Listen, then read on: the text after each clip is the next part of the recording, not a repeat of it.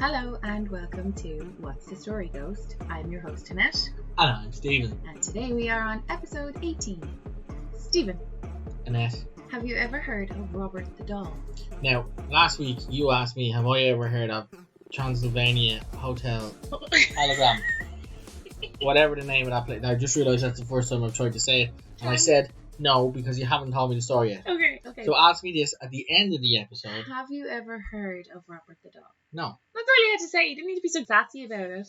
Yes, I did. So today we are going to discuss Robert the Doll. Should we crack on? So let's crack on. There's something about a story from the early 1900s that just has something extra. As my mum would say, a little bit of je ne sais quoi. Before YouTube, Instagram, or televised ghost hunter programs, legends were born from rumours and gossip, and essentially no verified facts at all. We all know I love these kinds of stories because there's no way to know what's real and what's not. It's fair to say that Florida's Key West is well known for being haunted, so of course this story fits right in. Robert Eugene Otto, or Gene as he was nicknamed, was born October 25th, 1900 in Key West to affluent and well-travelled parents, and he had two older brothers. They lived in a beautiful home on the corner of Simonton and Eaton in a vast house that still stands today. There are clashing stories as to how Gene came to own the doll we're about to talk about, so let's discuss two opposite side of the coin variations of the tale. One story is that the doll was a gift from Gene's grandfather, who bought it during a trip to Germany, and the other is a more egregious account. The second story goes that as the family home was quite large, it required a decent-sized staff.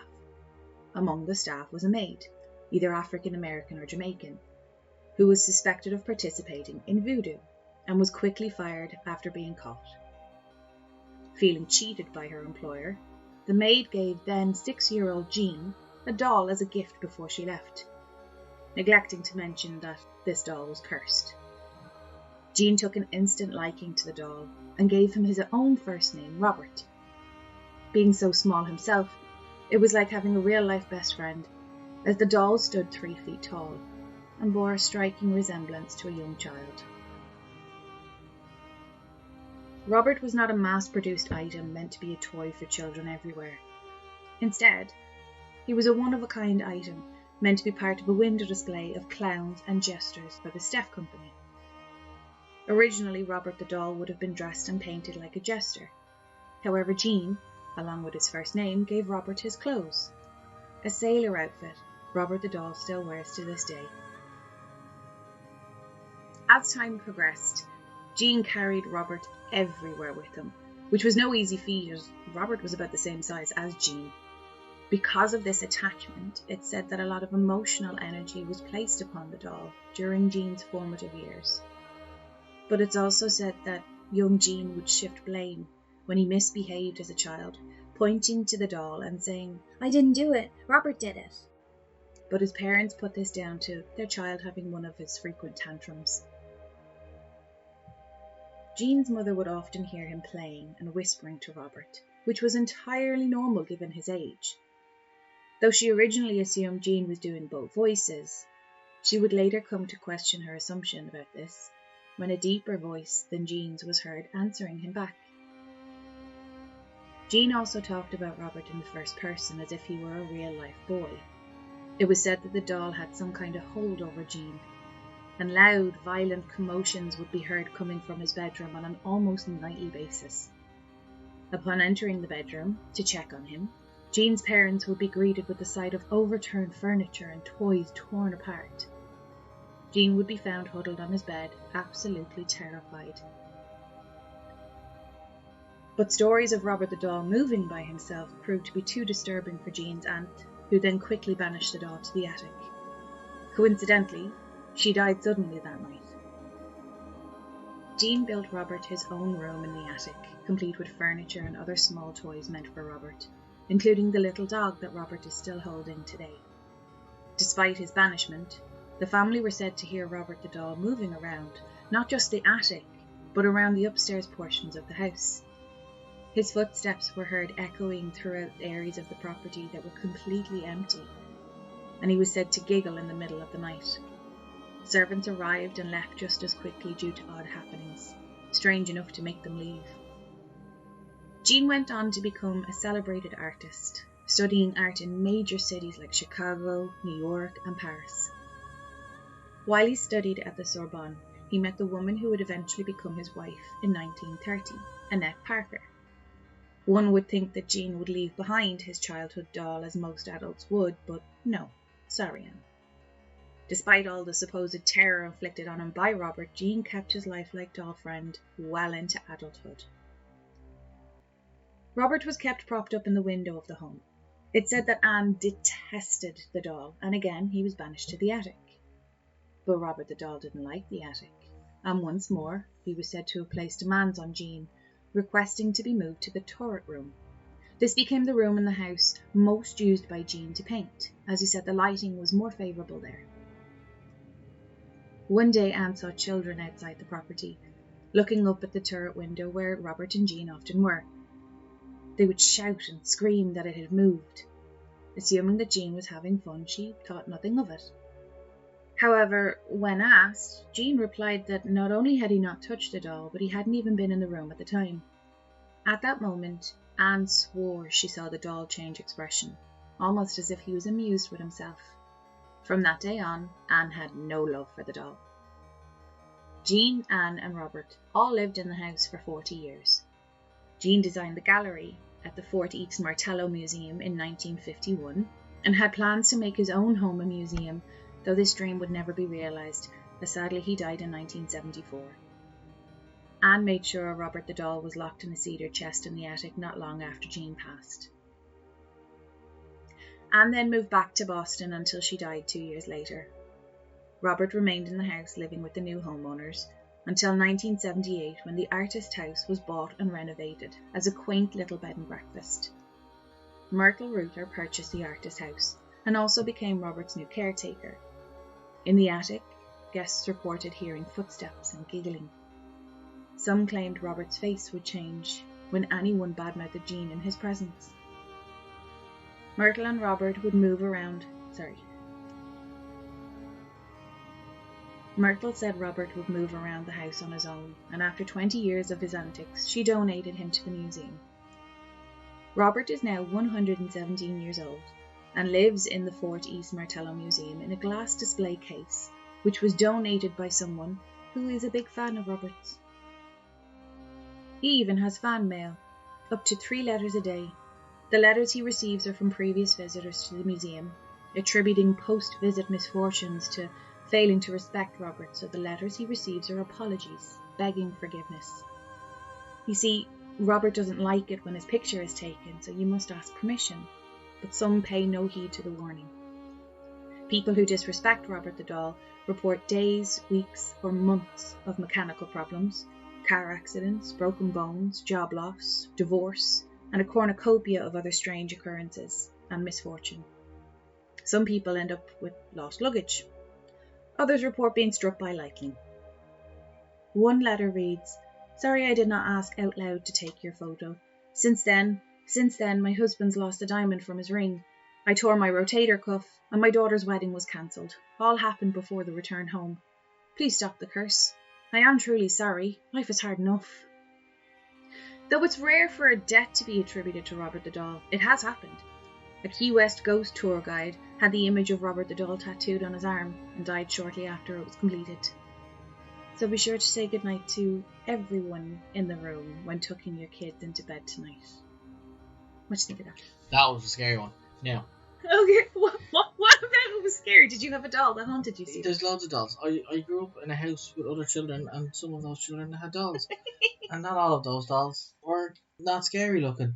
And the weird ones, the ones, this is going back to the 80s, where you had them dolls with the rolly eyes, so when you rolled them back, their eyes closed. Let me scroll down here in my notes. And I will introduce you to my doll, Belinda. Belinda had like a soft cushioned body, and then her arms, legs, and head were like that soft kind of rubbery, plasticky stuff. But she had eyes that when you lay her down, her eyes were closed, and then when you sat her up, her eyes would open. But sometimes they weren't really in unison, and then sometimes they would just blink by themselves. Yeah, And when, like, you're a child, the light plays tricks on you, your eyes plays tricks on you, and you're like... Stop. Do you remember those old curtains? They were like lace curtains that had like a pattern in them? Yeah, They like weren't the ones not in my curtains, mum's house. sorry. Yeah. And your dad's house? No, not We your don't dad's. have any in my dad's house. My mum has them. We used to have them in my bedroom, and I swear to God, my mum and dad came thundering up the stairs one day because I screamed bloody murder. Whatever way they'd fold it over, because these were the curtains that you used to have on just a one piece of string, and they'd be nearly pleated.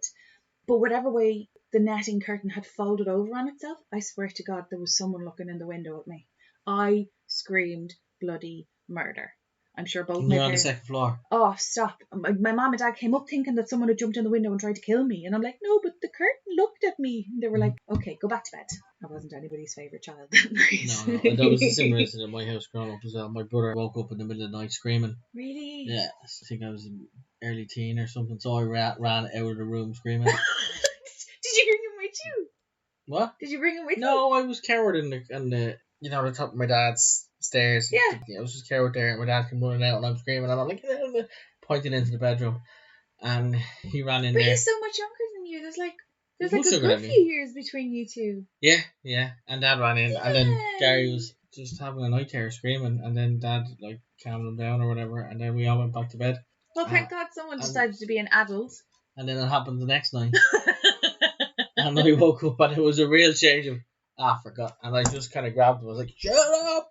It's a nightmare! And he kind of went, what? Who? Huh? I was like, go back to sleep. And he went back to sleep and he had no more terrors. It's probably because he was too afraid to have a night terror in case you came after him. Listen, this man put cornflakes in my bed, among other things. As pranks. Okay, I think we should start a whole new podcast on things that you and your brother did, because you need to tell me so that I am prepared, having two sons myself. Oh, they're going to keep the living out of each other. They do that now.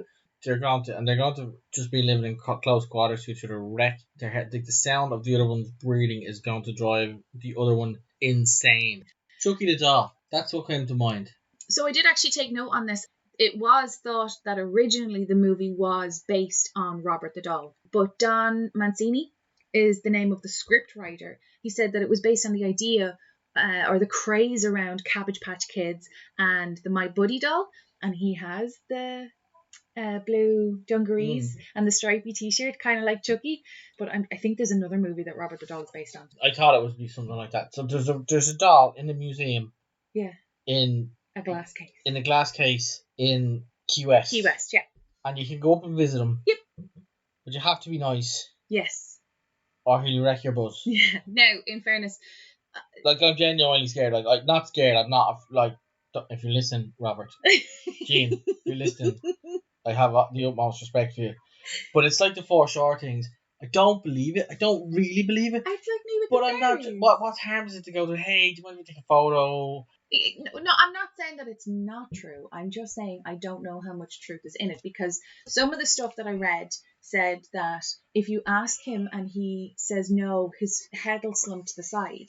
Now, if you are a complete skeptic, you can walk out of the place going, no, I didn't see or feel a thing. But if you are very sensitive to being spooked by stuff like that, you're going to see stuff that's probably, maybe, possibly not there.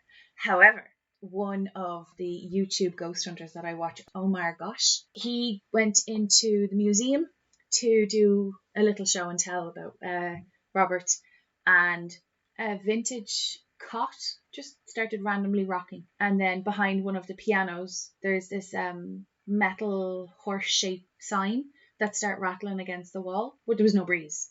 And then they heard the piano going off and they were like, what the hell is this? But when they went up and put their hand on the piano, the three different organs or three different pianos in the place, none of them were. Now, they didn't just say, oh, I just heard a piano. Even I was watching the video and I was like, I heard the piano. I heard it. That's scary. Yep. I don't like it.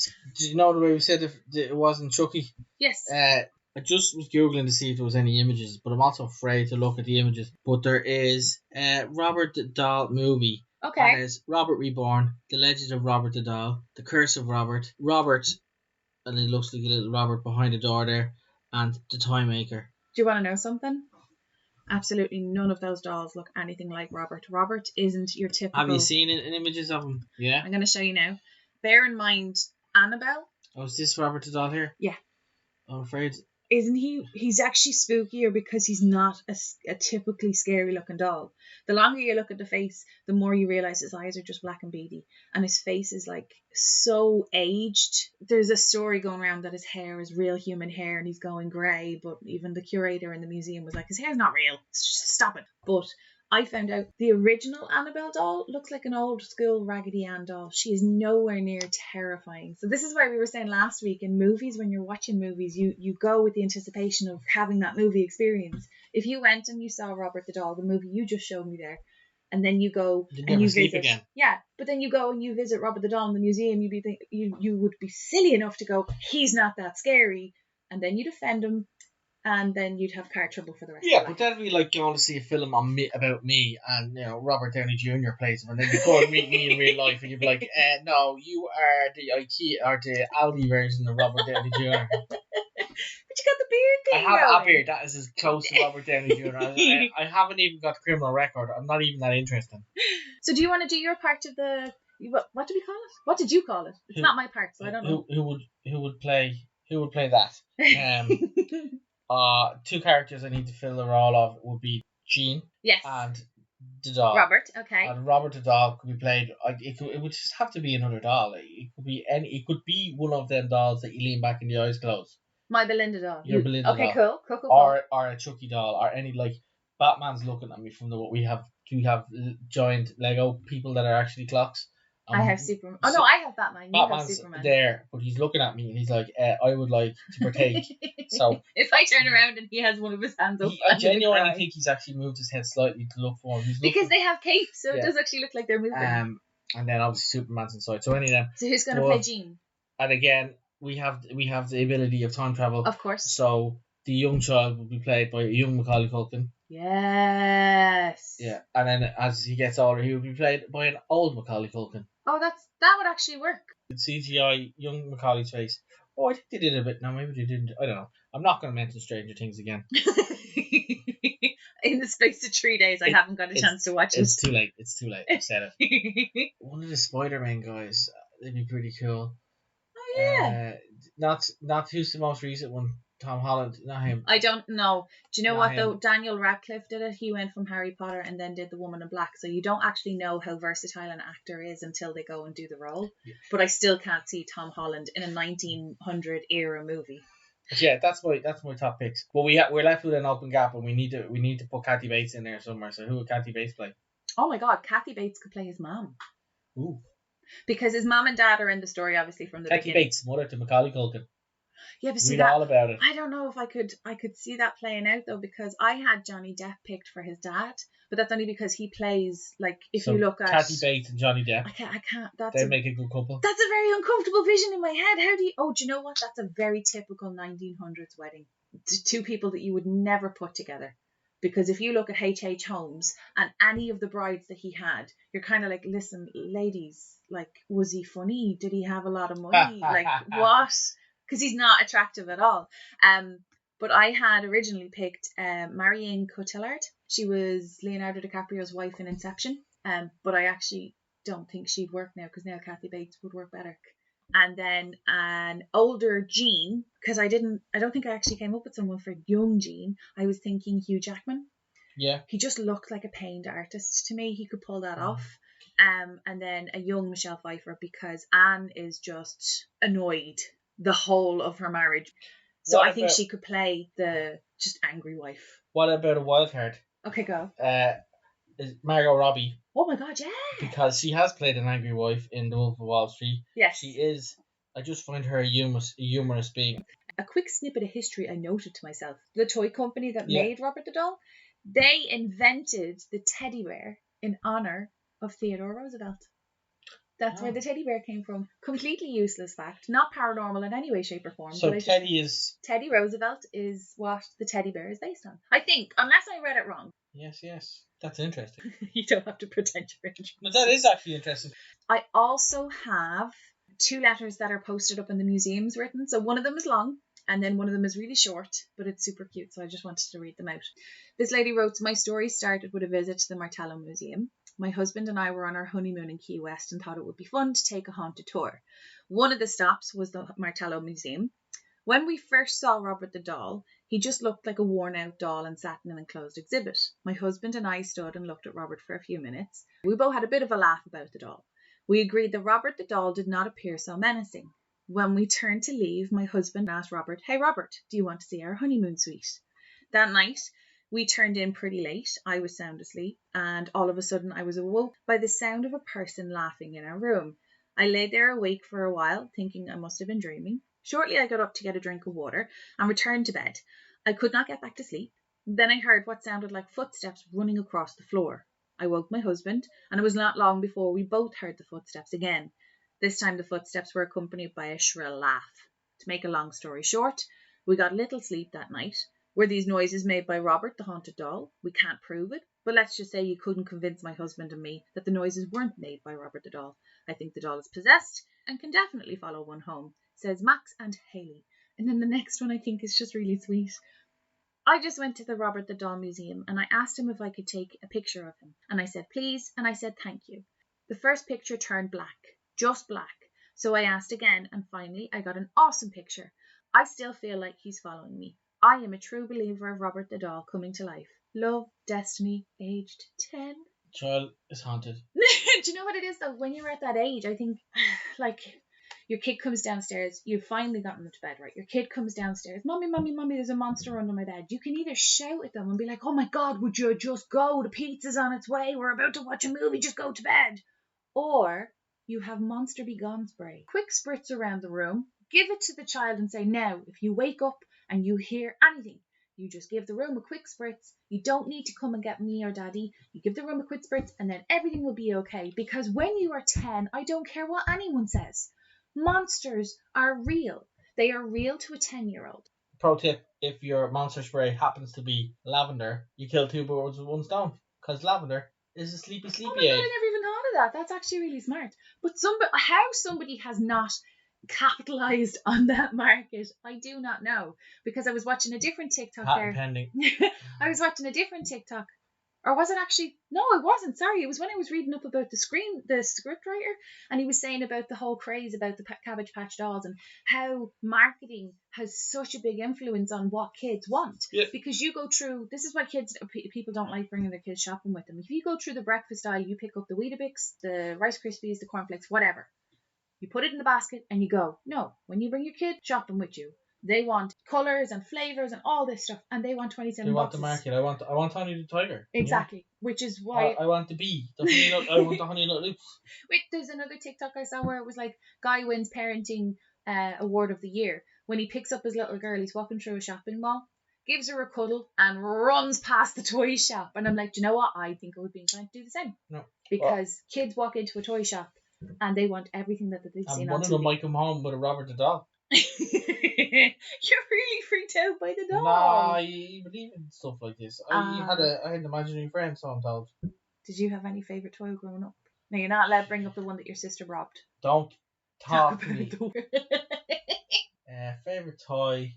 I don't think I really had one. I had a doll. It's like the only toy I can remember is Fox Mulder, which was the toy my mum. It was an alien got for Christmas because I was into the X-Files and I called it Fox Mulder. But like, I wasn't like 10 or anything. I was 13 or 14. I'd say it doesn't really count. I can't remember any toys I had. Of course it counts, though, because until you're, I don't know, at a rational age yourself where you can kind of open up your own wardrobe and look under your own bed, everything and anything can be scary. So while everybody else had Barbies or they had dolls, like I had Belinda, but while everybody else had their Barbie dolls or their baby borns, we had Polly Pockets. Over the space of a couple of years with about 27,546 Polly Pocket houses. But we would just sit there for hours and hours and hours. So we had like teeny tiny little imaginary evil people. I was going to say what could they do, but they could crawl in your ear and swirl around your brain. Earwigs. Have we anything else to cover?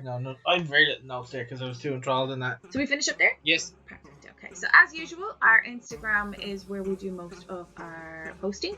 It is What's the Story Ghost, and our email, if you have any personal experiences that you would like to send in to us, is what'sthestoryghost@gmail.com.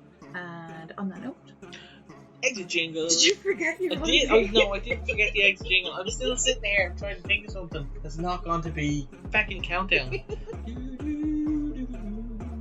The hills are alive. I'm Okay, look, we should leave it there. Okay, bye. Bye.